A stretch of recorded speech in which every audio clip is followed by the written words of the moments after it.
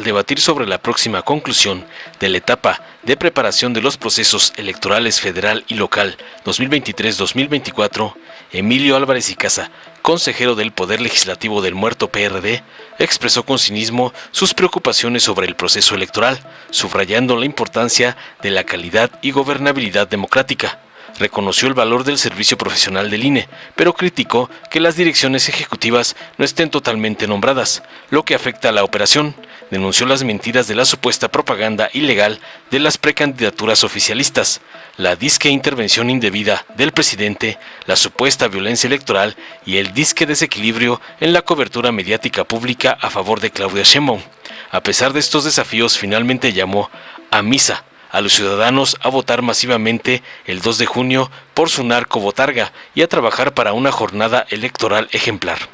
Tras oír los gruñidos del marranete y tranza, lacayo del señor X, Gerardo Fernández Noroña, consejero del Poder Legislativo del PT, contundente comparó las descalificaciones repetitivas de la oposición con la grabación de los vendedores de tamales, destacando la falta de originalidad y seriedad en sus críticas.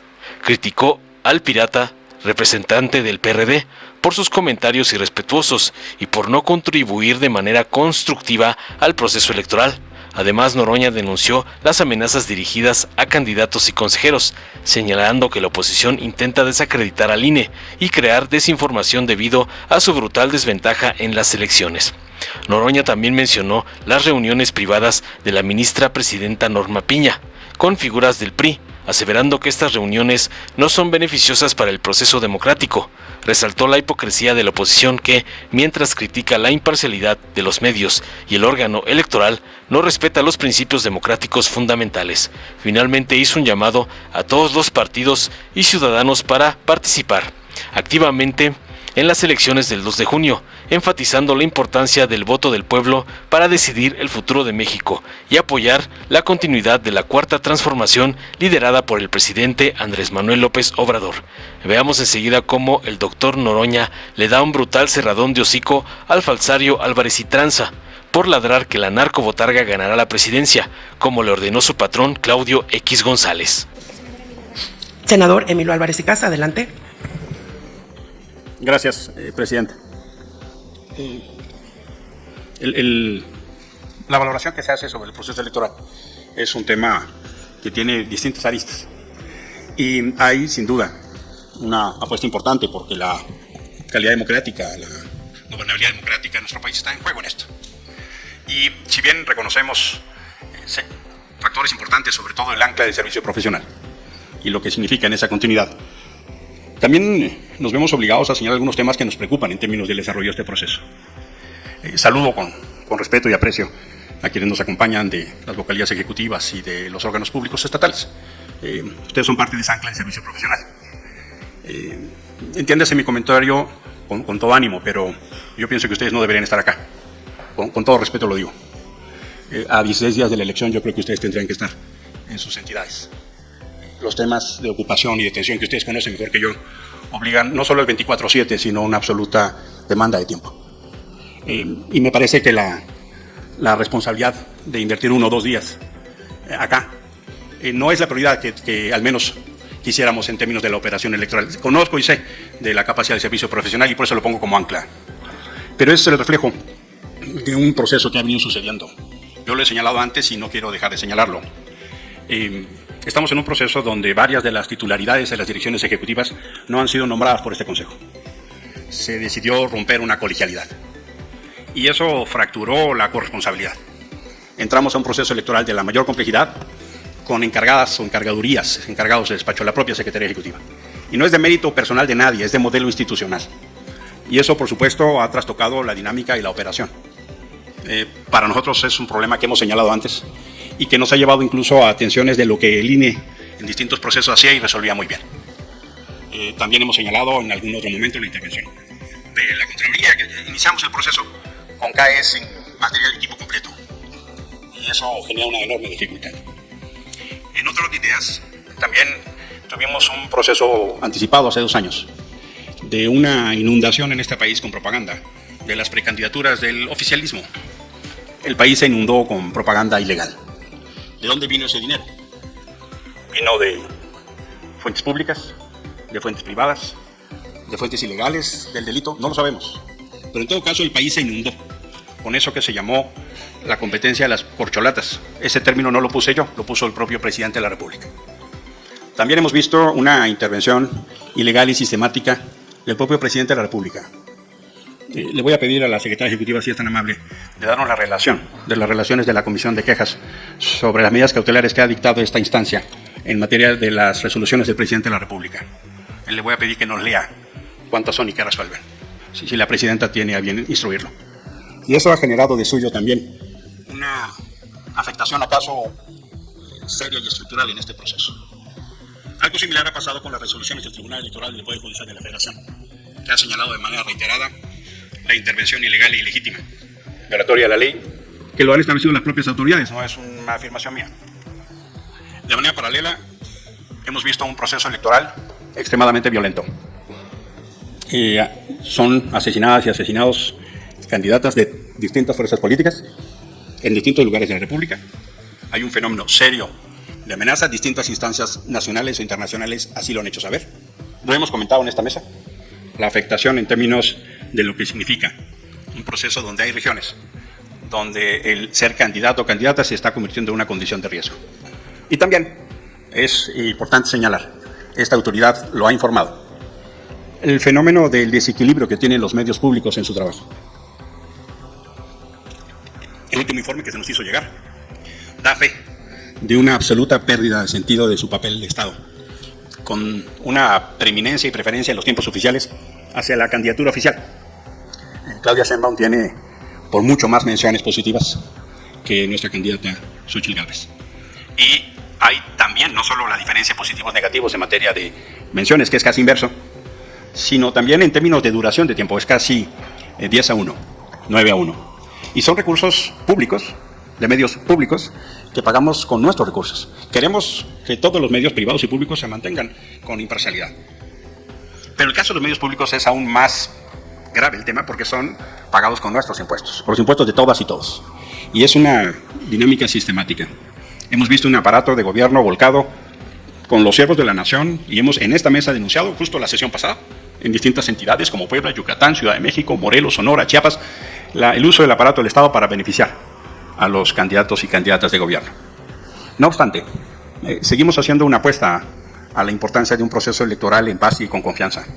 Hemos insistido que las y los ciudadanos salgan masivamente a votar. Hemos insistido en que la fuerza del voto es determinante. Nos hemos movilizado en la calle para defender al INE, para defender su funcionalidad, para defender nuestra democracia.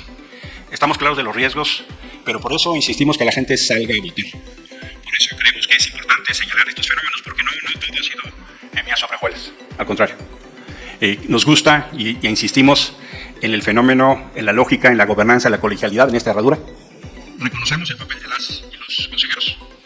Lo entendemos como un aporte sustantivo, pero no podemos dejar de señalar estos elementos que nos parece que sí han incidido en el proceso electoral.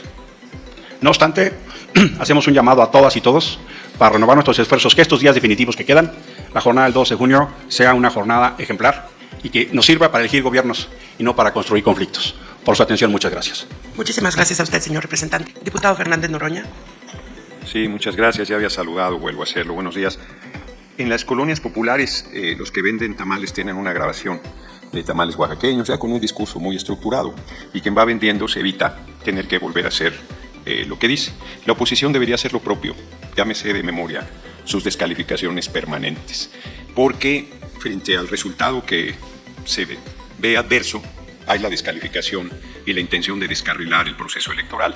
Acabamos de escuchar un informe profesional, serio, consistente, sólido, de la consejera presidente respecto a cómo va el proceso electoral, sus etapas, cómo se perfilan, cómo están las condiciones para que la elección vaya. Y de manera, dice que respetuosa, pero bastante majadera, la representación del PRD les dice que ¿qué hacen aquí? Yo le diría lo mismo, ¿qué haces aquí? Porque no contribuye, porque no hay seriedad en sus planteamientos. Dice que la semana pasada no se presentó un solo dato, se presenta un discurso permanente de miedo, de desinformación, de mentira, de denuesto, porque pues su candidatura no camina. Ha tenido que montarse en la marcha rosada del próximo domingo quitarse la máscara de que defendían al INE, a las instituciones, a la democracia, y ahora serán los oradores fundamentales. Berta Xóchitl Gálvez Ruiz y Santiago Taboada, sus candidatos de la capital y a la presidencia de la República. Me hubiese gustado que nos platicara sobre la cena de la ministra presidente Norma Peña con magistrados del Tribunal Electoral del Poder Judicial de la Federación y el dirigente del PRI. ¿Qué tenía que hacer ahí?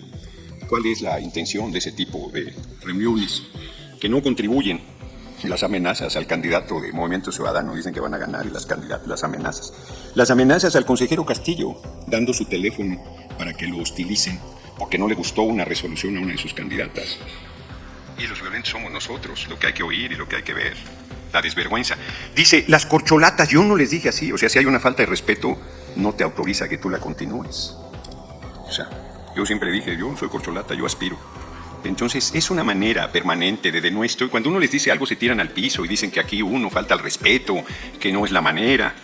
Y el INE tuvo que quitar del segundo debate la majadería intelectual, la insolencia de seguir vinculándonos al narco sin ni una sola prueba. La verdad, y el desequilibrio en los medios públicos, no van a ninguna entrevista. Tenemos documentado que ha sido invitado Taboada y Berta Xóchitl Gálvez Ruiz. No van.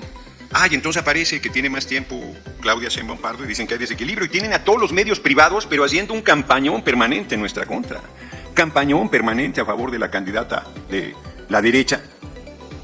Pero eso no lo ven. Solo ven lo que le faltó decir, además de criticar que hay encargados del despacho, obvia el por qué se tuvo que llegar a esa solución. Se salta ese pequeño detalle de la bomba de tiempo que dejó aquí permanentemente el expresidente del INE, que ahora es vocero oficial de Berta Xóchitl Gálvez Ruiz.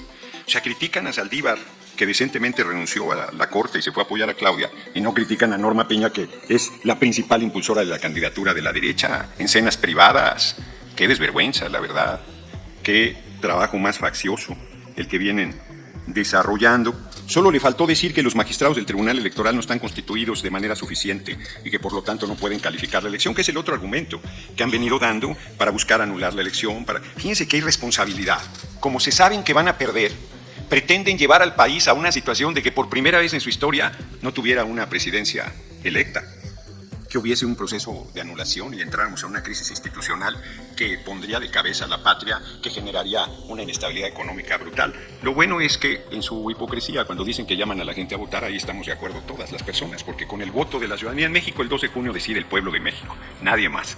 Ese es el problema que tienen, que es el pueblo el que decide. Y efectivamente hay que fortalecer la campaña de difusión. Yo es la única cosa que creo que habría que dar un paso adicional. Se está haciendo, yo creo que hay que fortalecerla. Creo que los partidos también debemos hacer nuestra parte, todas las fuerzas políticas, todas las candidaturas, de estar difundiendo la elección del 12 de junio, estar llamando a la participación. Mientras más alta sea, más claro sea el resultado, más difícil que haya un conflicto postelectoral. Nosotros vamos a respetar el resultado. No estamos pidiendo a nadie que decline, no estamos pidiendo ninguna ayuda de nadie. Lo único que queremos es que el pueblo de México con su voto decida el destino de la patria.